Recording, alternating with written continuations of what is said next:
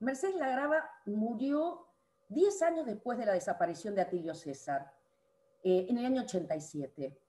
En el año 2002, una de sus hijas, Margarita Martínez Lagrava, donó los papeles de su madre al Centro de Documentación de Archivo de la Comisión Provincial por la Memoria.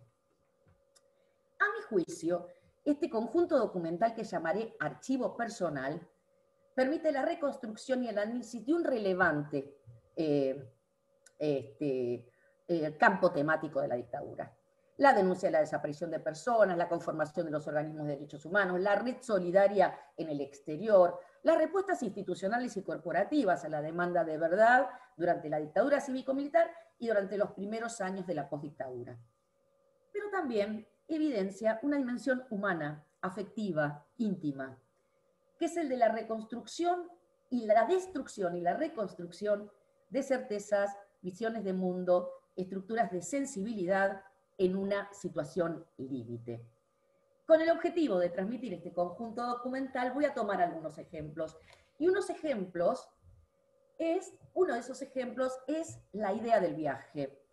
A nuestro juicio, el archivo está atravesado por la idea del viaje, que es un viaje temporal y espacial. La idea del viaje se expresa de manera literal, sin mucha interpretación, en esos boletos de ferrocarril, como el que estoy mostrando, La Plata Constitución, que están intercalados en los folios del archivo, como materialidad de su presencia los jueves en la ronda de madres.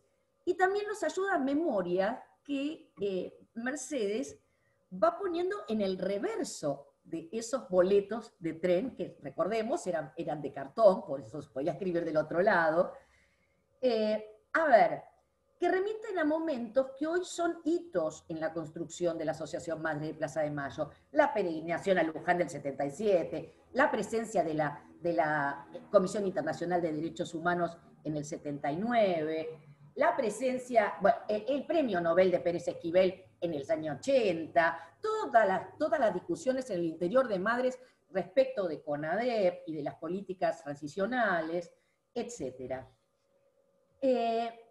Pero también en ese archivo, y además todos esos eventos están despojados de la trascendencia que hoy tienen. Son casi eventos registrados en tiempo real, ilusoriamente en tiempo real, y voy a volver con esto hacia el final. Los silencios, ven, ella del otro lado de los boletos, escribe recordatorios, ¿sí? Recuerdo de la misa del obispo de Quilmes, la misa de los desaparecidos, etc. Pero los silencios también hablan en este archivo. Sin comentarios, deja el recibo postal de una carta enviada a la esposa del dictador Carlos Rafael Videla, Alicia Raquel de Videla, por la fecha es 12 de octubre del 77, seguramente pidiendo por su hijo el Día de la Madre, a 4 meses de la desaparición de Atilio. La carta es recibida en Campo de Mayo, tiene su sello, y no fue contestada. También registra otras no respondidas. ¿A quién escribe? A Jorge Fontana, a Arguindegui, al cardenal Primatesta. También el viaje es en el tiempo, o por el tiempo, porque Mercedes intercaló en ese archivo frases, algunas son de ella, otras son copiadas, otras son inspiradas, etcétera, etcétera, y una de las que se repite es esta: el dolor es un momento muy largo. Acá el espacio y el tiempo, de alguna manera, vuelven a hablar de ese viaje. En este viaje registran muchas revisiones. Consideramos que una serie de valores, visiones de mundo que precedían a la desaparición de su hijo son puestas en tela de juicio. Sentido sobre el Estado, la patria, las Fuerzas Armadas, la prensa, la ciencia, la educación. Y la Iglesia, la relación Iglesia-dictadura. Esta madre de Plaza de Mayo era una católica practicante, su hijo Atilio había ido a un colegio de los hermanos maristas, tiene una correspondencia asidua con sacerdotes, seminaristas, monjas, que subterráneamente acompañaban los reclamos y la reunión de los familiares. Hay una larga serie epistolar del obispo Jaime de Nevares, con el obispo Jaime de Nevares, con los frailes menores capuchinos, con el obispo Jorge Novak de Quilmes. Una página muy expresiva de esta tensión entre esta madre católica y la relación de coparticipación de la jerarquía católica con la dictadura, es una que opone dos cartas, ¿no? Una es esta, que es la carta que le responde Monseñor Primatesta, quien acusa recibo de la carta de Mercedes, pero que lamentablemente no está en sus manos hacer nada. Y ella anota la fecha y anota el cinismo. ¿Hasta ahora se ve y se escucha bien? Sí, perfecto. Sí, Patricia, sí, muy bien. En la página de enfrente hay otra carta, que además es contemporánea, son de mayo-junio del 81, de los frailes menores capuchinos, que es una carta de consuelo, de acompañamiento, etc. Pone hermosa y pone la sinceridad. Bueno, estas revisiones respecto de la Iglesia también forman parte de aquellas de las fuerzas, aquella imagen que tenía con la patria, con la bandera, con el himno, etcétera, respecto de las Fuerzas Armadas. A ver, en varios escritos entre el 78 y el 79 señala: con orgullo de madre lo entregué, y esto está subrayado, al ejército a servir a su patria. Cito, él como muchos chicos abandonaron sus estudios universitarios para ir a cumplir con ese deber. Y adosa el llamado al servicio militar obligatorio, ¿sí? O sea que en algún lugar de la casa lo buscó, en un cajón, en un ropero, como prueba para testar y neutralizar la posibilidad de fuga, objeción de conciencia, deserción, argumento esgrimido por muchos agentes de las Fuerzas Armadas como respuesta a su búsqueda.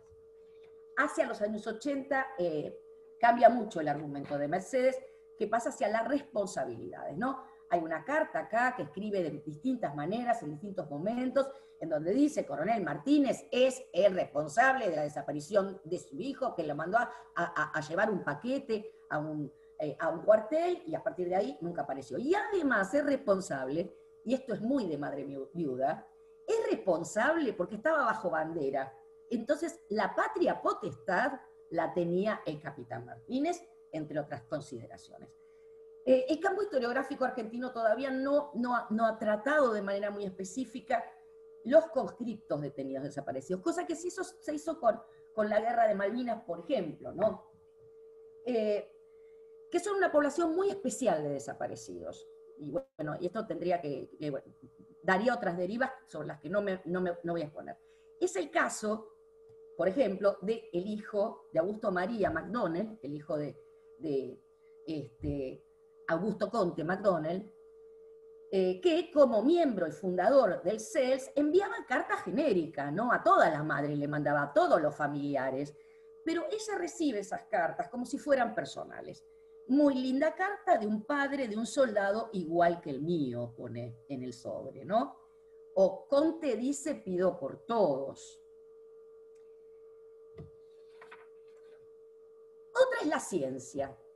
O sea, si hay revisiones tensionales respecto de la Iglesia o de las Fuerzas Armadas, consideramos que hay algunas visiones de mundo, si se quiere, que precedían a la muerte de su hijo y que además es muy de las madres y de las abuelas. Sabemos que el trípode justicia, ADN, equipo argentino de antropología forense fueron pilares en el proceso de restitución de cuerpos e identidades.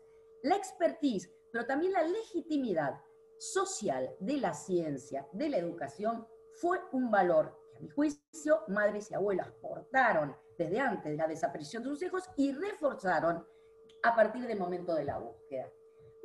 Mercedes, por ejemplo, recorta de una revista, de esa revista Gente, 7 días. Bueno, ¿por qué se habla más de Maradona que de grandes científicos, por ejemplo, Federico Lelvar? Entonces acá subraya, bárbaro, está de acuerdo con los lectores que dicen que la verdad, que los científicos son muy importantes, etcétera, etcétera, ¿no? Y después hay un escrito que dice que está el domingo a la mañana y que está por buscar el diario y que le ha respondido el doctor Leloir. Y que entonces, que el doctor Leloir entiende su dolor y que además repudia al gobierno, repudia estos actos de gobierno, dice acá la carta, ¿no? Bueno, la carta en realidad es una esquela muy, muy discreta y muy prudente que dice exactamente esto. A ver, dice, estimada señora Mercedes, muchas gracias por sus saludos de cumpleaños, su carta me resultó muy emocionante, comprendo su dolor cordialmente, Luis Federico Leloir. ¿Qué quiere decir? Que Mercedes buscó, cuando cumplía años, el doctor Leloir le mandó una carta a la Fundación Campomar y ahora, queda muy clara la interpretación diferente de Mercedes, el doctor Leloir no repudia los actos de gobierno, pero ella está en su imaginación de que alguien cuya valoración para ella es tan alta no puede no repudiar los actos de gobierno. En ocasiones, y este es un tema, esta frase también se repite mucho en el archivo. A veces de noche enciendo la luz para no ver. El ver, el no ver, la evidencia y la evidencia se confunden. A ver, ella tenía muchas cartas de muchas monjitas. Pero hay una estampa que dice, en otros tiempos sí respondía Mercedes. Últimamente está sorpresivo el número de personas que solicitan datos que debemos abstenernos dadas las circunstancias. Esta, si uno abre el sobre y lee la estampita, el reverso de la estampita, bueno, no entiende nada, a no ser que Mercedes ponga en el sobre de la carta estampa de una monjita vidente. Quiere decir, Mercedes le pregunta si fue... Y esto... También hay una serie muy larga de cartas de unos amigos en Porto Alegre, amigos de epistolares, que estoy segura que fueron de clamor, por las características de lo que cuentan, etcétera, etcétera, que eran también católicos practicantes, pero la cultura de Brasil eso no se da de bruces con consultar psíquicos, u orillás, o mai de santos. Entonces le preguntan a ella si quiere que averigüe por Atilio. Y bueno, le contestan que el vidente lo ve vivo y deja esta carta, que es muy estremecedora, porque la llena de esperanzas, y hace otra cosa más. Esto va a ser algo polémico en algunos lugares, pero me parece que esta es nuestra tarea, este es el archivo de Mercedes, y Mercedes puso mucha energía para registrar estas cosas, ¿no? El tema de los psíquicos. Bueno, el cenit de la búsqueda de psíquicos es con otro intento. Por entonces cobró notoriedad mediática un psíquico holandés, Gerard Croiset, que fue muy divulgado a partir de la visión de los sobrevivientes de la denominada tragedia de los Andes, la de los Rugbyers, el avión que se estrelló en medio de la cordillera. Hay toda una historia ahí, Páez Vilaró consulta al psíquico, el psíquico le dice que tiene que seguir buscando porque él ve vida. Bueno, Mercedes escucha esto, lee esto, lo de haber leído en algún lugar, porque eso fue en el año 72, y esto fue en el año 70, y Mercedes quiere ubicar al psíquico, y lo ubica. Llama, o sea, escribe una carta en diciembre del 79, que le pide que por favor, si él lo ve a su hijo, que es muy importante para ella, entonces le responden que el psíquico, que le quiere hablar por teléfono, y que el psíquico no atiende por teléfono y que hay que mandar el mapa de la República Argentina con las cárceles. Mejor dicho, con los lugares de reclusión. Con los lugares de reclusión. ¿Y qué hace? Le manda un mapa al profesor Croiset en donde están las cárceles. Y esto es muy importante porque esto, finales del 79, y las madres todavía, en muchísimos casos, no tenían idea de que existían campos clandestinos de detención. Bueno, más sorpresiva es la carta, porque si al examinar las fotos, Gerard Croiset dijo, tengo impresiones de vida. Al mirar el mapa declaró, no puedo ubicarlo. Esta es la respuesta del psíquico, pero es muy interesante la traductora del psíquico, porque el psíquico hablaba en alemán, entonces hay una traductora en español que le escribe la carta, que le dice que es muy que es muy grato poder darle una noticia positiva, ¿sí? Que ella conoce la miseria insoportable de las madres de los desaparecidos argentinos, estoy leyendo textual, ya que recibimos centenares de cartas sobre el mismo asunto. Videncia y evidencia, ciencia y magia se entrecruzan en las fronteras de una experiencia límite. Dejamos así como una pregunta. Aparición por vida fue una consigna muy pregnante en los años de la postdictadura. Pero más de un indicio dice que mucha gente, muchos familiares y sobre todo muchas madres, entre el 84, el 85 hasta el 86, pensaban que podían llegar a encontrar a sus hijos. Aún siendo miembro de la Asociación Madres de Plaza de Mayo, Mercedes Lagrava tiene una colocación pendular entre esa pertenencia y su individuación, o bien la factura del archivo lleva a remarcarla. Quizás se vea relevada de mayores consideraciones acerca de las manifestaciones públicas, porque ella guarda todos los boletines de Madres de Plaza de Mayo, incluso en primeras versiones, etc. Y en el archivo, en su archivo, rescata sobre algunas de las cosas. Por ejemplo, este es un boletín de madres del 21 de enero del 81. Más allá de lo que dice el boletín, que no es el caso de desplegar el argumento de las madres en ese momento, es una carta Videla, está firmado por la presidenta de Madre de Plaza de Mayo, Eve de Bonafine, y por la secretaria Rosario Cerruti. Pero ella agrega a Mercedes abajo, ella necesita poner de su puño y letra, no le alcanza con la representación de madres. Bueno, hay una larga, bueno, las cartas son, hay una necesidad omnívora de Mercedes por escribir, y tiene por todo el mundo desplegado en publicaciones católicas, en Amnistía Internacional, en ACAT, que es la Asociación de Cristianos contra la Tortura en Francia, en Amnistía Sección Estados Unidos, Alemania, Bélgica y Francia. Bueno, también se pone en contacto con embajadas, y con la Anti-Defamation League, con Clamor, por ejemplo, con Denuncia en Estados Unidos. Este acervo es un fondo muy importante para la reconstrucción de la red solidaria transnacional. Bueno, hay una joven doctora que se llama Soledad Catogio, que ha trabajado eso específicamente con este archivo. Bueno, y el diálogo con estas mujeres, la mayoría son mujeres, revela una característica muy propia del género. Una parte de las cartas son las noticias sobre los actos, la propaganda, los eventos organizados para denunciar las violaciones a los derechos humanos, la ayuda económica.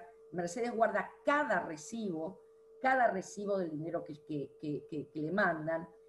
Pero entre esos textos se intercalan las fotos de los hijos, las recetas para hacer dulce de leche, con leche condensada, o la receta de las empanadas argentinas. Y estas cartas leídas en espejo ayudan a reconstruir varios momentos de la historia de Mercedes. No me voy a referir pero siempre la idea de la madre y la cómplice está muy presente. No es todo así. La figura de la madre, desde los defensores de la dictadura, bueno, por ejemplo, acá están los sueldos, ¿no? Los recibos de los sueldos que ella publica, una misa por Atilio, o Atilio cumpliría años, y dónde está mi hijo, etcétera, etcétera, lo hace desde el año 77, ¿eh? En algunos casos se lo publican, otras veces no se lo publican. Bueno, la figura de la madre, desde los defensores de la dictadura, asume otras características. Hubo en mayo del 81 una carta que fue bastante famosa, una carta abierta a las Madres de Plaza de Mayo, que escribe una mujer que las acusa de haber criado hijos subversivos. El argumento es algo más complejo, pero esgrime ser madre de 5 hijos, y si el día de mañana mis hijos no son hombres de bien, yo como madre habré fracasado y seré responsable. Ella pone el recorte, acá arriba no se ve, pero acá la revista Gente, Aníbal Vigil, dice que este es el espacio para que los lectores puedan expresarse. Mi carta no la publicaron, acá arriba muy chiquito no se ve. Y entonces Mercedes responde la carta, que no le publica la revista Gente. pero sí le publica el diario Herald el 22 de mayo del 81. Y es una carta que es muy interesante porque, ¿en qué sentido?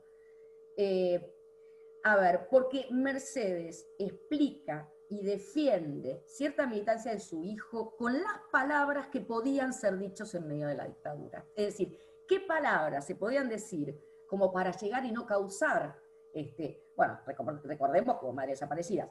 Bueno, entonces contradice el concepto de guerra sucia, etcétera, etcétera, etcétera. Es muy interesante la carta, ¿no? Es decir, intimidades y trascendencias se entrelazan entre las páginas del archivo, ¿no? Política y cotidianidades, bueno, con las mujeres increíble, ¿no? Qué sé yo, le cuentan. Acá están pasando la película Missing, la vio, es sobre los desaparecidos en Chile. Organizamos entonces muchos jóvenes se han sensibilizado y entonces van a ser padrinos de Atilio. Usted lo conoce, a Miguel Ángel Estrella, dijo que Tucumán era como la Vietnam argentina, y le van contando las pocas noticias que reciben, ¿no? Son mujeres anónimas, casi todas, pero hay una, no porque le haya escrito Daniel Mitterrand, sino por la operación que hace Mercedes. Mercedes le escribe a Mitterrand, Mitterrand recibe la carta, Daniel Mitterrand recibe la carta y se la contesta. Ahora se la contesta a Madame Mercedes Lagrava de Martínez. Ella la traduce, la hace traducir, no sé, pero es carta de la señora de Mitterrand a mamá Mercedes. No es a Madame Mercedes. Bueno, la carta es, bueno, es una respuesta, una carta de Mercedes que comprende su dolor y que se asocia. Porque, bueno, Mitterrand tuvo un hijo, es el un hijo. Que ella entiende todo eso.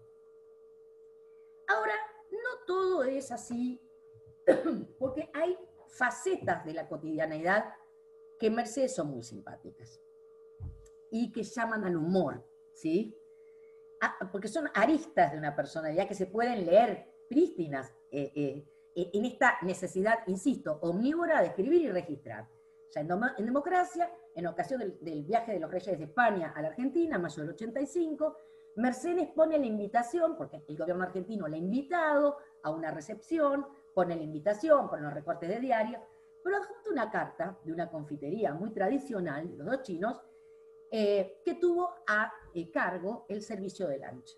Y le responden, en contestación, los de la confitería, en contestación a su atenta carta del 20 de abril, tenemos el agrado de detallar todo aquello que fue parte del vernizaje y las mercaderías servidas en toda una cosa muy protocolar, en homenaje al rey de España, en la sociedad rural argentina, y va el listado de los canapés hasta los postres. Ella necesita poner eso también. Algo que podría ser frívolo, o que podría ser muy periférico, o que podría ser menos relevante, ella necesita ponerlo. Los retratos son muy importantes en este archivo. Ella compone collage. Bueno, hay dos tipos de descripciones de su hijo Atilio. Una es para presentarlo en las denuncias y las solicitudes, en los medios, en la justicia, en la sociedad. En este caso, como casi todas las madres tienen estas descripciones, se resaltan los valores humanos, cotidianos, normales de su hijo frente a los discursos demonizadores y casi monstruosos que imponía la dictadura sobre los subversivos. Fueron estudiantes, deportistas, buenos compañeros, queridos en sus barrios, en sus escuelas. Y hay otra descripción. Entonces, ella junta sueltos, los sueltos del espacio de publicidad, y la solicitada al gobierno de la nación, firmada por ella. Y entonces hace la flechita para que uno vea. Fue jugador de rugby en el colegio de los hermanos Marista, el mejor compañero, etcétera, etcétera. Pero hay otra descripción más personal, que ella va ensayando, y son varias a lo largo del archivo, en papelitos como sueltos, como este. Atilito, pullover rojo oscuro, cuello alto, medio veteado rojo, mocasines marrones, campera fargüés, y en la oreja de costado 4 o 5 verruguitas. Ese pequeño trozo de papel no tiene fecha. Es un destilado iconográfico de los años 60, ¿no? Pero las 4 y 5 verruguitas al costado de la oreja son seguramente pistas para una posible y muy temida identificación. Mercedes también se describió a sí misma, porque azarosamente en un boletín del Movimiento Ecuménico de los Derechos Humanos, bueno, le sacan una foto y la ponen en la contratapa del boletín del MED. Alguien le avisa a Mercedes, Mercedes se comunica con el MED y la pone a la foto, ¿no? Y escribe al lado de la foto un texto, yo voy a leer nada más que un párrafo pequeño. Dice: en mi pecho llevaba una foto de mi hijo y mi cara de dolor muy arrugada es por el rollo mal colocado de la cámara, ¿eh? No es porque esté vieja. Olvidar este genocidio del gobierno de Videla, Viola, Galtieri es ser canallas. Mis acusaciones son de frente y mi causa fue abierta, número 4020 en todo el mundo, así que no temo firmar ni escribirlo. A pesar de tener compañeras que fueron torturadas y desaparecidas, esté donde esté mi hijo, mis manos van tras él para que si me necesita, se apoye. Bueno, con estos pocos ejemplos de este archivo, este conjunto de papeles, considerados fuentes por consenso historiográfico, bien podría llamarse archivo personal o de persona, pero también colección privada en su origen, pública desde su ingreso al Centro de Documentación y Archivo de la Comisión Provincial por la Memoria, o bien por la negativa, uno podría decir archivo no institucional, aunque quizás sea un oxímoron, por las inherencias más clásicas de la palabra archivo. En síntesis, en definiciones más cerradas, tampoco se avendría a la condición de archivo personal, que en la archivística llegaron muy tarde, o sea, desde hace unos 20 años a esta parte. En las definiciones más clásicas y tradicionales archivísticas se reservan para papeles de personas públicas, ilustres, políticos, científicos, literatos, músicos o pintores, por citar los ejemplos más paradigmáticos. El anonimato y la subalternidad de Mercedes están muy lejos de la solemnidad de algunas definiciones de archivo. Sin embargo, hay algo de arconte, de guardiana, de comienzo y de mandato, todas palabras y relaciones etimológicas con la palabra archivo que atraviesa estos papeles. La pregunta queda abierta, pero personalmente me gustaría llamarlo archivo personal y afirmar como Ana María Mareta Almeida de Camargo, una gran especialista en archivos personales del CPDOC en Brasil, algo tautológicamente los archivos personales son archivos. Mercedes Lagrava guardó, clasificó, anotó, organizó papeles para un futuro lector. De eso no hay dudas. De allí mi propuesta de considerar su tratamiento como espacio biográfico. Un lugar de intersección entre el diario personal, la autobiografía, un conjunto documental reunido y ordenado con la intención explícita de direccionar, de incidir en su futura lectura. ¿Es posible pensar la autobiografía como archivo y el archivo como autobiografía? Se pregunta Leonor Arfuch. Pensamos que sí. Hay tres dimensiones que podrían aproximarlo. Una es el eje espacio-temporalidad. El archivo, tanto como la biografía, se construye sobre ese eje de términos indisociables donde el mero recuerdo, la vivencia, como el texto, la fotografía y el objeto, traen consigo el tiempo y el lugar. La segunda es de orden narrativo, es un orden construido performativamente. La tercera es que tanto el archivo personal como la autobiografía, nos dice Leonor Arfuch, propone un pacto de lectura anclado en el nombre propio, cierta intencionalidad veredictiva y la búsqueda de sentido. Sin embargo, también hay bifurcación entre ambos, entre la biografía y el archivo. En la autobiografía se espera la textura de la palabra, lo que muestra, lo que calla, lo que esquiva. Hay un yo lírico, testimonial, ficticio. El archivo, por el contrario, se afirma justamente en la contundencia de la prueba, la atestación, el documento que propone anclajes fácticos. ¿Para quién Mercedes escribió, ordenó y eventualmente legó? Muy probablemente para su hijo. Mercedes necesita documentar esa búsqueda, necesita reunir pruebas, afirmar la realidad de la desaparición de Atilio y de su propia búsqueda. También lo hace, quizá, con la ilusión de mostrarse y de demostrarle a Tilio que lo buscó en el pertinaz gesto de no admitir la muerte sin un cuerpo. Muchos lo han dicho, la escritura de sí busca la formación de lo real como refugio de sentido frente a la rotunda negación de la dictadura y el deslizamiento de las denuncias al terreno de la calumnia, cuando no al extravío o la locura. Archivar la propia vida, dice Philippe Artier, es ponerse en el espejo, y en ese sentido el archivamiento del yo es una práctica de construcción de sí mismo y de resistencia. Pensamos también que esta madre escribe para sí misma, acto de libertad que quizás le permitía conjurar la soledad y el dolor. Trabajar con archivos personales como espacio biográfico tiene sus ventajas y sus límites respecto de otros soportes.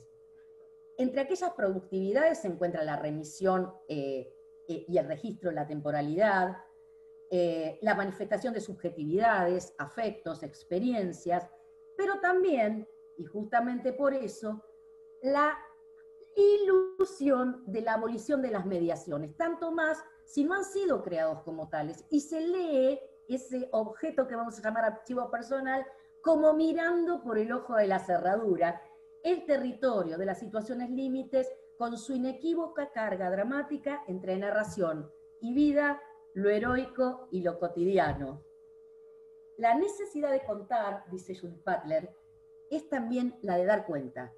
Uno inicia un relato de sí mismo solo frente a un tú o a un ustedes, que le pide que lo hagas, acto fundante de la delimitación del yo. Como intentamos mostrar con demasiados pocos ejemplos, el archivo de Mamá Mercedes, construido como espacio biográfico, está lleno de tensiones, de contingencias, de potencias y de sensibilidades. Y son justamente esas marcas lo que lo hacen tan interesante para entrever las relaciones entre biografía, memoria e historia, sin la posibilidad de su relato, obviamente. Mercedes Lagrava murió sin saber qué había pasado con su hijo. El equipo argentino de antropología forense, en el marco de las investigaciones que llevó a cabo la Cámara Federal de Apelaciones de La Plata, en el juicio por la verdad, logró identificar los restos de Atilio César Martínez Lagrava luego de ser hallados como NN en el año 2012. Sus restos y el pañuelo de su madre fueron reinhumados en el mausoleo Memoria, Verdad y Justicia del Cementerio de La Plata. Además de su pañuelo, Mamá Mercedes nos dejó sus papeles, sus boletos de trenes y sus sellos postales para volver a encontrarla. Muchas gracias. Bueno, gracias a vos, Patricia. Maravillosa, maravillosa y además emocionante. Acá Gabriela también está, hay varios que están aplaudiendo. Gracias, muchas gracias. Y Fernando, tenías razón con la escritura y la vida, tenés buena intuición. Fue solo la potencia del título que me hizo recordar. Además, bueno, maravilloso también el círculo que vos trazás alrededor de esto, ¿no? De lo autobiográfico, el archivo personal, que además cruza los grandes interrogantes hoy alrededor de los archivos, las colecciones, los archivos personales, porque me parece que estamos en este tiempo de trabajar con los archivos de otra forma. Digamos, desde hace 20 años estamos trabajando con los archivos de otra forma, creo que tiene muchísimo que ver lo que se abrió primero con el uso de la historia oral, pero también con estas renovaciones que se están dando tanto desde la historia social, la historia sociocultural, y también con la aplicación de las nuevas tecnologías para procesar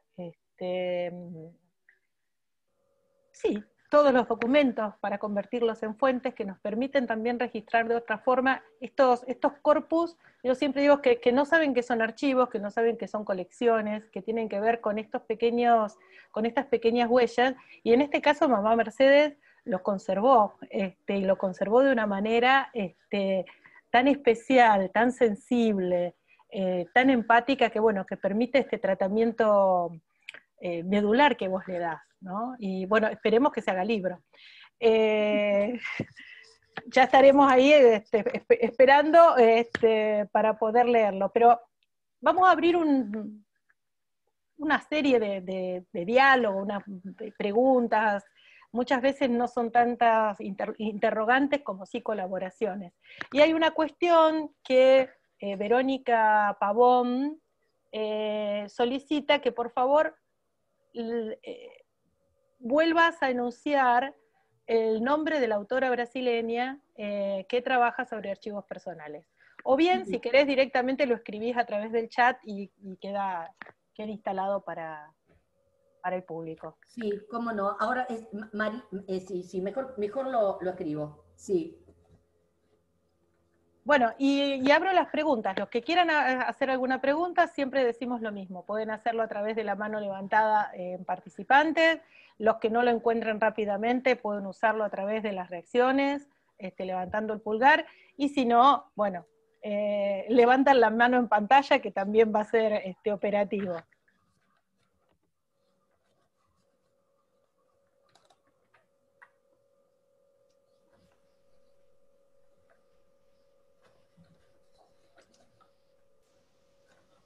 Las dejaste mudas al público que... Yo quiero hacerte una pregunta que tiene que ver con el derrotero, digamos. Bueno, ¿cómo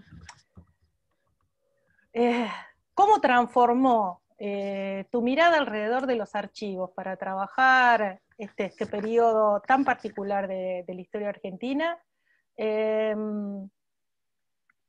¿Cómo sentiste vos este desafío de trabajar con el archivo de Mamá Mercedes? Y cómo, digamos, si fue así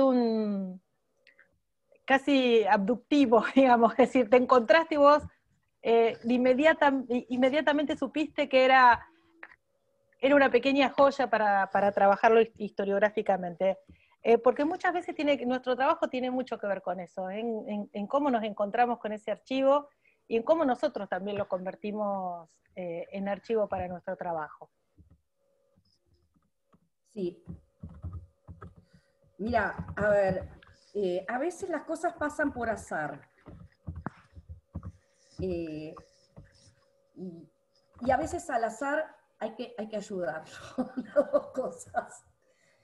A ver, yo formé parte del primer equipo técnico que desclasificó, contribuyó a desclasificar el archivo de la ex Dirección de Inteligencia de la Policía de la Provincia de Buenos Aires, que está en La Plata, que es el único archivo completo y abierto de un servicio de inteligencia. Bueno, yo trabajaba intelectuales, trabajaba en América Latina, hice un seminario con Enzo Traverso, me encontré con gente de La Plata ahí en ese seminario, y como necesitaban la mirada de una historiadora, me invitaron a formar parte de ese equipo técnico. Y la verdad que fue una experiencia muy importante porque yo no sabía nada de archivos. Bueno, creo que con ustedes estuvo Mariana Nazar. Sí. Lo que hemos hablado, debatido con Mariana, porque ella formó parte también de este equipo que, además de desclasificar los documentos, mapear el archivo, porque en principio ese archivo pensábamos que era un archivo de la dictadura militar, y no, y era un archivo que iba del 58 al 98.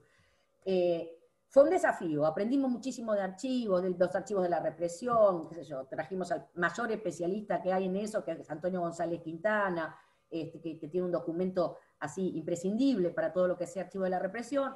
Hablamos con jueces, con abogados, pues estaba el tema del habeas data, eran documentos secretos y reservados, cómo tratarlos como sensibles y sigilosos, cómo no revictimizar a gente que había sido calumniada en esos papeles. Bueno, o sea que estaba con ese archivo, pero como todavía no teníamos, a ver, estaban los juicios por la verdad en La Plata y la documentación, como se pensaba que el archivo era solamente 76-83, bueno, no podíamos entrar todavía al archivo, solamente entraban los peritos. Y en ese momento todavía no teníamos el ok, o sea, la habilitación para entrar, porque había que separar la parte que estaba bajo secuestro de la Cámara Federal, físicamente digo esto, del resto, que sí se podía mapear, etcétera, etcétera. Bueno. Y en eso llega la donación de la hija de Mercedes, llega con el archivo, con todos los libros de la biblioteca de su hijo, los pósters, etcétera, etcétera. Y la verdad es que nosotros estábamos en ese momento trabajando mucho, pensando mucho y estudiando mucho sobre archivos. Nosotros somos usuarios de archivos y en verdad tiene razón Mariana Nazar, no sabemos leer un cuadro de clasificación. Es así, yo me he peleado mucho con Mariana, a la que quiero enormemente y creo que y fue muy productivo y una experiencia muy grande. Llega el archivo, Mariana todavía no estaba, pero era muy, muy al inicio. Llega el archivo en Mercedes, los libros, qué sé yo, qué sé cuánto, bueno, los libros a la biblioteca, ¿y el archivo a dónde va? Porque obviamente no voy a ponerlo al lado del archivo de inteligencia, porque eso era lo último que había que hacer. Bueno, entonces dije, yo voy a hacerle, había unas archiveras allí, yo no puedo por lo menos catalogar algo de este archivo para ver de qué se trata, hacerle un contexto. Bueno, ahí lo vi, y en verdad se me ocurrió que era un soporte que nunca había imaginado, para decirlo muy francamente. Y bueno, y después nada, hice todo un trabajo ahí en la Comisión con la Memoria, con un equipo maravilloso, aprendí muchísimo. Ya después que se institucionalizó el archivo, etcétera, etcétera, y ya había mucha gente además colaborando con el archivo, con un convenio que hicimos con la Universidad de La Plata.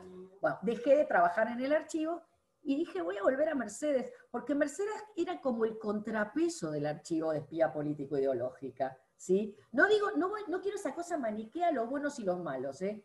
Era como la otra parte.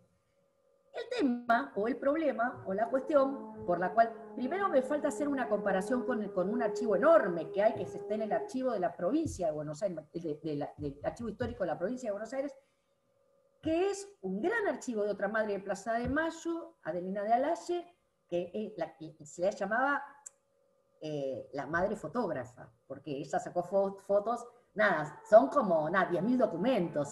Además, Adelina lo donó en vida y además le decía a las archiveras cómo tenían que hacer las cosas para catalogarlo y cómo se podía mostrar más rápido. O sea, ella intervino muy, muy lejos de Mercedes, pero se conocía mucho y me gustaría cruzar algunas cosas con el archivo de Adelina. Y esto obviamente no se puede hacer en este momento. Pero además está la forma del libro, porque evidentemente, y nunca me pasó con un libro, es decir, la relación entre la imagen y el texto, yo puedo usar 1500 palabras, pero el impacto del boleto de tren escrito en el reverso es muy difícil de reemplazar. Entonces tiene que haber una forma del diálogo entre la imagen y el texto que todavía me hace... que es uno de los temas por los cuales no termino el libro. Digo que es porque tengo que ver los papeles de Adelina, pero en verdad, no le encuentro la forma todavía del libro. Porque no puedo ni quiero mirar a ninguna cuestión literaria, ¿no? Porque no es mi expertise y porque tampoco quisiera. Porque además hay una cosa del archivo personal que llama a cierta... Bueno, lo dice muy bien Leonora Fuchs, ¿no? A cierto yo lírico, etcétera, etcétera, y no me gustaría hacer eso. Bueno, y después hay otras cosas como esta idea del tiempo real, porque esa es la otra cosa que me sedujo. Es una ilusión, porque nunca es el tiempo real, pero esa mediación está menos evidente, ¿sí? Porque ella va escribiendo. Ella no sabe que 15 años después esa peregrinación a Luján que hicieron y por primera vez se pusieron el pañuelo blanco las madres, después iba a tener esa trascendencia. Ella lo va poniendo en el mismo nivel de importancia que otra cosa, que los canapés, no digo con los canapés de los osos chinos, pero sí que, por ejemplo, la ida al obispado de Quilmes, en una misa para los desaparecidos. No es más importante esa peregrinación a Luján porque es primera vez que las madres se ponen el pañuelo blanco, ¿sí? Entonces de alguna manera, hay un diálogo ahí entre versiones más cristalizadas, versiones testimoniales, que me parece que es un diálogo productivo. Y esto que no es ni un testimonio y tampoco es un archivo clásico. Y eso es esa hibridez, si se quiere, o esa, es lo que me sedujo. Además de la ternura de la vieja, ¿no? Porque la verdad que sin haberla conocido, nada, es muy tierno. No, la verdad que estos rastros que dejó mamá Mercedes convirtiendo en un archivo son una pequeña maravilla, porque además complementan las líneas de interpretación previas que existen sobre el periodo y sobre el problema. Y me parece que, bueno, esto no solamente de recuperar esos documentos y hacer la fuente y consolidarlos, construir este archivo y que se pueda tratar como vos lo estás interpretando, me parece que de alguna manera nos hace dialogar también con las producciones previas y nos hace dialogar, como vos bien decías, no de una forma maniquea, sino nuevamente, digamos, de una manera muy densa, muy enriquecedora. Te voy diciendo lo que está apareciendo en el chat. Ahí había ¿quién era? Laura dice que le gustaría saber qué falta para transformarlo en libro. Vos dijiste algo, pero podés complementarlo. Y Gabriela dice, qué linda conferencia, querida Patricia, tengo otra actividad en Zoom. Disculpa porque me tengo que retirar. Bueno, también dejó Mariana Nazar, te dejo un saludo, muy afectuoso. Me río porque yo muy era muy afectuoso. cabeza dura, era muy cabeza dura. Y yo decía, este cuadro no lo va a entender nadie. Digo, digamos, del archivo de la Exnipa, ¿no? Y bueno, y discutíamos, pero si ni los historiadores entendemos esto. El problema era nuestro, no de Mariana. Bueno, aprendan a leer un cuadro de clasificación. No podemos poner uno por uno los 336 metros lineales del archivo. Y aprendí muchísimo con Mariana. Sí, bueno, ni te cuento los comentarios preciosos del chat. Acá dice, muchas gracias Patricia, muy interesante, qué linda conferencia, hermosa charla, cómo cruzar las emociones que cargan estos documentos con tus emociones como historiadoras para trabajarlo. Eso como pregunta. Bueno, esto de la emoción, ¿sí? Este empoderamiento de las investigadoras e investigadoras en volver a lo empático para encarar los documentos. Bueno, hay toda una línea ahí bueno, no sé, si uno lee el libro de Iván Jablonka, Historia de los abuelos que no tuve, es un libro de una obsesividad, de un preciosismo, lo fue a buscar los dos muertos en Auschwitz, los vino buscando todas las relaciones, porque no tenía idea de quiénes, no tenían un solo recuerdo familiar en la generación de los nietos. Personalmente, lo de la emoción, bueno, por supuesto que hace muchos años que vengo leyendo, bastantes años que vengo leyendo estos papeles, y no digo que me ¿cómo podría decir? Desarraigo, ¿sí?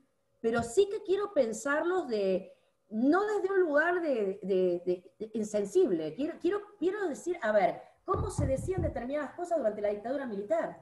Porque en eso también está la esencia de las madres. Encontraron un lenguaje para decir, un lenguaje para hacer, un cuerpo para poner alrededor de la Plaza de Mayo. Es decir, hay un conjunto de cosas que naturalizamos, pero que quizás es bueno volver sobre ellas y desnaturalizarlas en varios sentidos. Es decir, a ver, la creencia en la educación y las ciencias, abuelas y madres la tenían.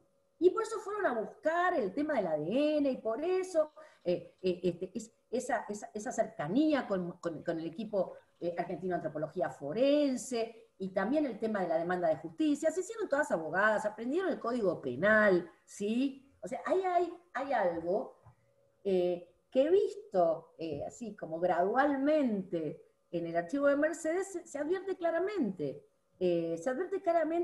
O sea, ese empeño por la educación que siempre tuvieron las madres. Hay muchas madres maestras, además, maestras y directoras de escuelas. Hay alguien en La Plata que está trabajando ese tema, me parece muy interesante. Bueno, eso. Y también quiero pensar situaciones límites Y bueno, y en algún momento alguna madre se me va a enojar con el tema de los videntes. Eso es un tema muy, muy íntimo, puede ser, pero es un tema que, a ver, ¿cómo decirlo? Que acerca, o sea, acerca a una de las opciones de la situación límite. A mí no me parece ni un disparate, ni una locura, que alguien que esté en una situación desesperada vaya y lea el horóscopo, vea un no sé qué, ¿sí? O sea, en la ciencia y por otro lado lo otro. Eh, bueno, eso, por ejemplo, yo estoy casi segura que va a ser ruido en algunas miradas quizás más solemnes de la historia de madres y de abuelas. Eh, pero me veo en la obligación, me lo dice el archivo me lo pone, porque además no es una vez, son muchas veces, se vuelve muy protagónico, y también hay que, el paso del tiempo hace bueno, que ya, bueno, está vivo, pero no aparece, 83 no aparece, 84 no aparece, 85 no aparece, bueno, se enferma y se muere en 87. Eh, Hay ahí un hastío, por decirlo de alguna manera, y también una falta de ilusión. Mira, hay otro comentario de Cecilia. Qué buen trabajo, súper interesante, nos emocionaste. Más allá de que es un tema fuerte para las y los argentinos, tu forma de expresarlo me llegó mucho. Muchas Gracias gracias. por compartir. Muchas gracias. Así No, que gracias bueno, por la oportunidad, porque así me entusiasmo y escribo el libro. pero Eso, claro, eso yo quería volver sobre eso, Patricia. ¿Por qué el género biográfico, pero no en el bucle contemporáneo literario de este yo ficción, sino en el lugar que tenía para la historia, ¿no? Que era el construir la biografía en una periodización, en un tiempo, no en la forma épica, diría, que se narraba antes, pero ¿por qué no tomar ese registro? Porque me parece que sería muy... Oscilo en algunas partes. Me parece que la noción de espacio biográfico de Leonora Fuchs Sí, para mí es muy productiva. A mí me ayudó. O sea, porque ¿qué hice yo primero? Una cronológica hice. Vamos a ver, el 21 de junio se da cuenta que su hijo no vuelve a la casa. ¿Qué hace el 22 de junio? Y así. Por otra parte, las cartas con las mujeres son realmente fascinantes. Porque además son todas mujeres apolíticas, que dicen, bueno, yo soy una madre de familia, que vivo no en la Borgoña, pero después le dice, cuídate Mercedes, porque yo tuve durante la Segunda Guerra Mundial, cuando estaba no sé dónde, bueno, o sea que hay una politicidad también que es muy interesante, que retroalimenta esa politicidad de las madres sin ser clásicamente política, porque la verdad que dar vueltas alrededor de la plaza de la pirámide de Mayo no podía ser considerada una manifestación porque no había recuerdo, no había dónde anclar eso de que una mujer con unos pañales arriba de la cabeza dieran vuelta por la plaza de Mayo. Esto que nos parece a nosotros tan normal, no era normal. Y pensaban que se iban a ir rápidamente. Eh, bueno, algo de esa construcción también me llama de ver como los entretelones de esa construcción también me da curiosidad. quiero preguntar sobre la forma de la letra de Mamá Mercedes. ¿Va cambiando, se mantiene una forma? No, la letra se mantiene. La letra se mantiene. Mercedes era una mujer con una educación muy básica. Bueno, la letra se mantiene. Lo que pasa es que ya al final, que unas mujeres francesas escriben como una desesperación porque Mercedes no le responde, y ellas se creen que Mercedes está enojada porque entendió mal un tema de un... Porque las mujeres le dicen, no nos mande los recibos de la solicitada. Nosotros le mandamos este dinero de corazón, le mandan sellos postales, etcétera, etcétera, etcétera. Y pensaron que la habían ofendido, y no, es que ya estaba muy enferma. Y entonces, sí, la escritura se mantiene. Lo que pasa es que 86 deja de escribir. Claro.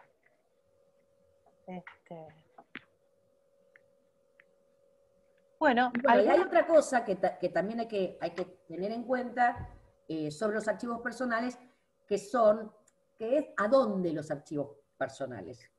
Porque a veces a los archivos generales, para decirle, otras veces van a la Biblioteca Nacional. El archivo intermedio tiene un montón de archivos personales.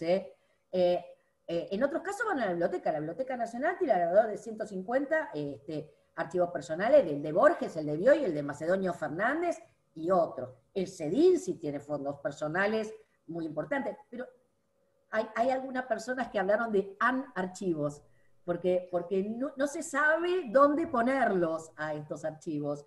Pero creo que cada vez la demanda, con eso también tiene mucho que ver con algunas tendencias del giro subjetivo, etcétera, etcétera, etcétera. Pero hay una demanda historiográfica por recordar, de alguna manera por poner sensibilidades.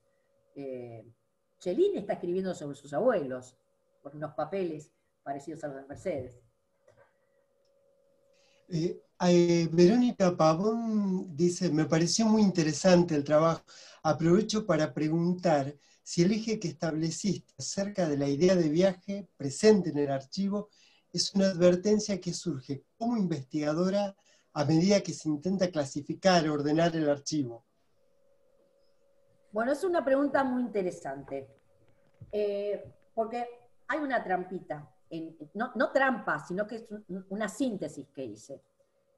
A ver, el viaje, los boletos, tren, viaje, no hay demasiada sobreinterpretación. Pero más allá de eso, ella también viaja a Estados Unidos, Mercedes, etcétera, tiene toda una serie de... ¿verdad? Bueno, pero también la narrativa del yo tiene que ver con un viaje. Las narrativas del yo tienen que ver con un viaje. Al principio es el nacimiento y entre el nacimiento y la muerte. Es decir, hay ahí una estructura, esto no lo digo yo, lo dijo Bakhtin, por otra parte, que la vida como un viaje es como es como sangre que corre por las venas, lo dice casi textualmente. Y bueno, después de mucho leer, me pareció que la idea del viaje era una idea que no sé si la representa, pero no la violenta, no violenta esos papeles. No sé cuánta representación hay, pero bueno, finalmente cuando uno elige una categoría para analizar, se separa de la realidad justamente para intentar comprenderla desde el lugar de la no literalidad. Ese es el trabajo de historiador, para entender, para comprender. Bueno, por eso, Mercedes no dice, yo empiezo a escribir o voy a ordenar este archivo como un viaje. No lo dice en ningún momento. Sí. Es algo que tiene que ver también con tu interpretación. Exactamente. Me parece que de esa manera se comprende más. Sí, es muy virtuosa ese giro que le das alrededor del viaje, porque digamos, responde no solamente en el propio viaje físico, material de Mamá Mercedes, sino también de su viaje, de su búsqueda, y también de tu propio viaje en relación con el archivo. Sí. Es decir, te involucra Bueno, además quiero decididamente. decir una cosa, aunque tengan que viajar, este archivo es público, está en la comisión, en el Centro de Documentación Comisión Provincial por la Memoria, el archivo está todo digitalizado y todos y todas los que quieran leerlo o tenerlo, cuando sean más normales estas circunstancias, obviamente, Por supuesto. Podrán consultar a la Comisión Provincial por la Memoria, ahí en la calle 54, entre 4 y 5, en La Plata. Bueno, ¿alguna otra pregunta? En el chat no tengo ninguna. Bueno, Patricia, mira, la verdad que ha sido un placer escucharte esta tarde. Gracias Fernández, gracias Fernando, gracias Sandra Fernández, y gracias a los y las que escucharon. Realmente, para mí fue muy interesante. Bueno, un gustazo. Vamos a ver si el año que viene tenemos libro y entonces organizamos la presentación del libro. Bueno, dale. Dale. Bueno, Chao para todos. Un abrazo. nos estamos viendo.